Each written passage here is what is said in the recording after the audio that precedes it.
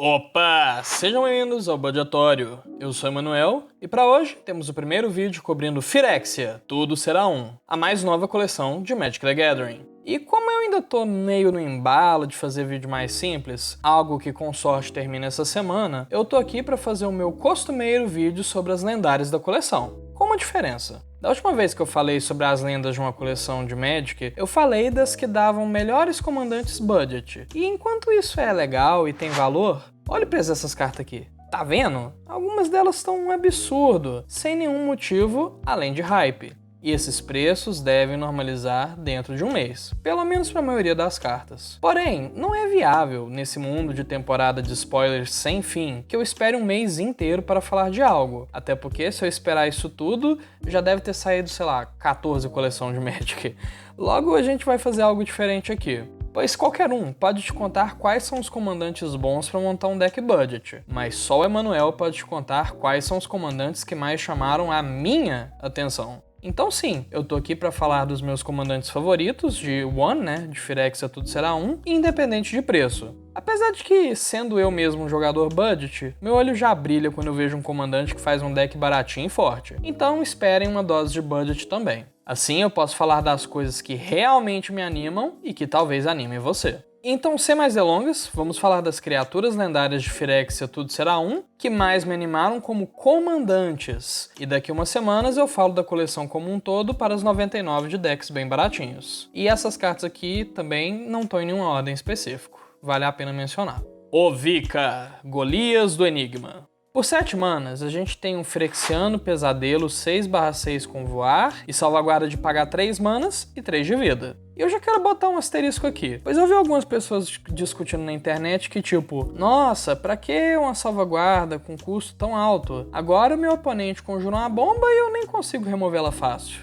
E primeiro, o objetivo é justamente ser difícil de remover. Porque, querendo ou não, é muito ruim quando você gasta todo o seu mana e toma, sei lá, uma Plowshares que seu oponente gastou uma maninha só. Então a salvaguarda aqui, que é uma mecânica que eu gosto muito e vou defender o tempo todo, serve justamente para dar aquela segurança a mais. E aí sim, se talvez criaturas grandes devessem ou não ter essa segurança, é um debate que pode até ser válido. A Ovica ter salvaguarda para ajudar ela a ficar viva sequer é debate, isso é fato mesmo. Enfim, e agora a gente tem a próxima habilidade dela. Toda vez que você conjurar uma mágica não de criatura, crie X fichas de criatura Phyrexiano Goblin vermelha 1/1, sendo X o valor de mana daquela mágica. Elas ganham ímpeto até o final do turno. E uau, a gente começou bem aqui. A Ovica é uma mistura meio louca de Deus Gafanhoto, que faz fichas com ímpeto, e Endrexar, que é uma criatura, né, que cria fichas baseado no custo das mágicas de criatura que você conjura. Tirando que aqui, né, são mágicas não de criatura, né, em vez das criaturas do Endrexar.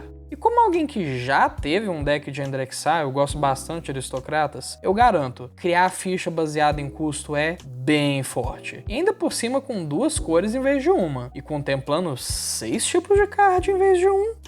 Essa bicha aqui é o estouro. E você pode, sei lá, fazer um deck de Planinauta, um deck de artefato, um deck Spellslinger, ou até mesmo só um good stuff de ficha para intensificar a utilidade desses goblins, né? Focando em non-creatures. E todas essas listas que eu citei aqui agora serão boas e terão suas versões budget, que também são igualmente viáveis. E digo mais, a Ovica vai dar um deck potencialmente high power, porque quando colocado com outros decks high power, esses vão ter dificuldade em pagar a salvaguarda mais do que decks casuais, pois decks high power focam na eficiência de mana, logo é mais difícil, sabe, ter esse mana a mais da salvaguarda. E também ela dá um deck high power porque qualquer coisa que conjura mágicas não de criatura infinitamente serve para fazer fichas infinitas, que ganham o jogo no mesmo turno, pois elas têm ímpeto. E eu poderia entrar aqui em detalhe de qual tipo de lista eu faria pra Ovica, mas putz, acho que vai ter que ficar pra um vídeo. Atraxa, grande unificadora.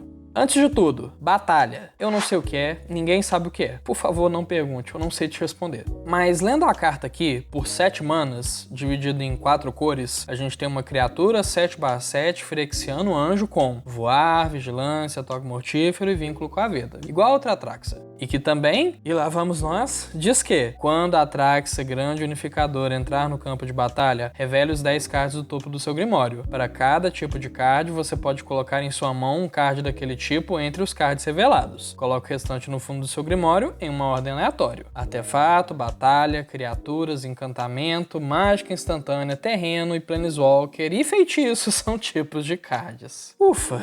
Bom, pulando a parte de batalha, que nem eu disse, ninguém sabe o que é, essa carta aqui é bem forte também, igual a primeira Atraxa. E tem a habilidade de entrar no campo de batalha tão potente, mas tão potente, que nem precisa de salvaguarda que nem a Ovica, apesar de custar também 7 manas. Você pode construir um deck estilo Muldrotha, no sentido de que você vai dividir o melhor possível os seus cards dentre os tipos citados, maximizando a chance de conseguir múltiplos cards por ETB, e assim usando apenas cards bons desses tipos, fazendo um good stuff. Outra alternativa para a Atraxa que me deixa satisfeito são as tribais. Você pode fazer o tão sonhado tribal de Phyrexiano que muita gente tem vontade de montar, pois você tem 4 cores e um comandante bem forte. E você também pode montar o meu favorito, que aí vai ser meio esquisito, mas é um deck tribal de anjos. E eu só não prometo que vai ficar muito bom, mas é que eu gosto mesmo de deck fora da caixinha e acho que tem algo para ser testado aqui. Porém, uma rota muito menos gentil, a Ultimate Maldade, que é para ser feita com a Atraxa, é fazer um deck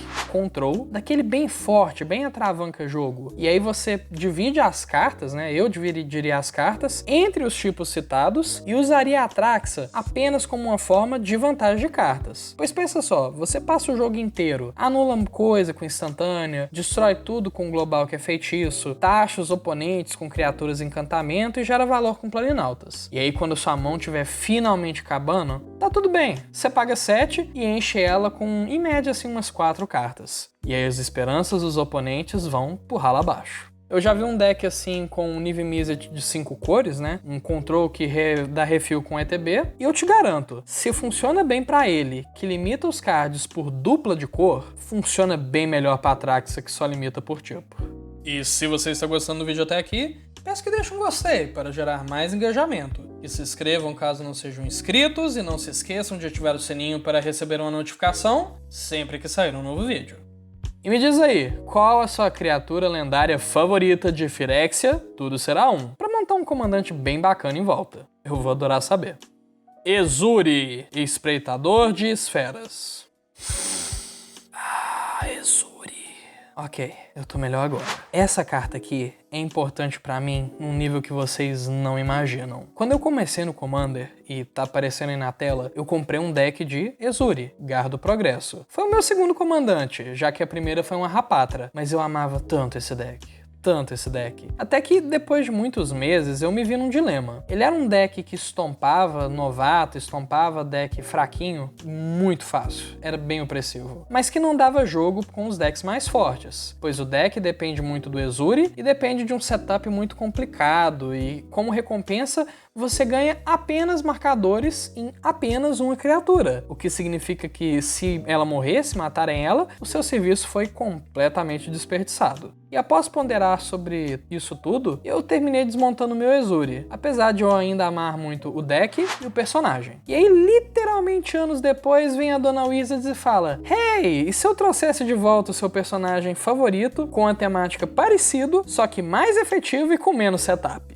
Ok, eu sei, eu tô me divertindo até demais aqui, mas eu juro, eu não consigo evitar. Essa carta me enche de uma alegria tão genuína que transborda e vira humor duvidoso. Mas o que o Ezuri, Espreitador das Esferas, faz é que por 4 manas ele é um elfo guerreiro Phyrexiano 3/3 com 2 habilidades, onde a primeira diz que quando Ezuri, Espreitador das Esferas, entra no campo de batalha, você pode pagar 3. Se o fizer, prolifere 2 vezes. E sempre que você prolifera, ou você compra uma carta. Proliferate sempre foi uma habilidade muito flexível. Você pode proliferar planinautas, marcadores +1/+1, marcadores de carga e por aí vai. Então com esse comandante, ao contrário do antigo Ezuri, você pode até mesmo abrir para outras sinergias, sem ser de marcador +1/+1. E sempre que você executar essa habilidade de Proliferate, que já é uma habilidade bem boa por si só, você ganha vantagem de cartas. Ou seja, há muito o que se gostar aqui. E essa habilidade dele de entrar no campo de batalha, apesar de ser cara, abre para um subtema que eu acho que eu nunca vi num deck de marcadores, que é um subtema de Blink.